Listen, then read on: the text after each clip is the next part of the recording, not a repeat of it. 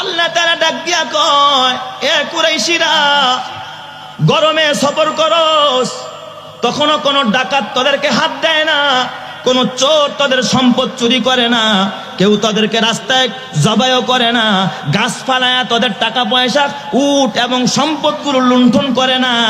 আমার ঘর কাবার বরকতে, জোরে কোন কিসের বরকতে?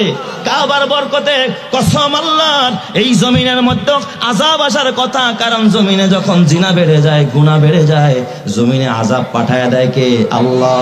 আল্লাহ বলে, আমি জমিনে আযাব পাঠার কথা, গজব পাঠানোর কথা, ভূমিকম্প দেওয়ার কথা, জলোচ্ছ্বাস হওয়ার কথা, সূর্যগ্রহণ বারবার লাগার কথা, এ আলো বন্ধ হয়ে যাওয়ার কথা, বাতাস বন্ধ হয়ে যাওয়ার কথা, পানি বন্ধ হয়ে যাওয়ার কথা।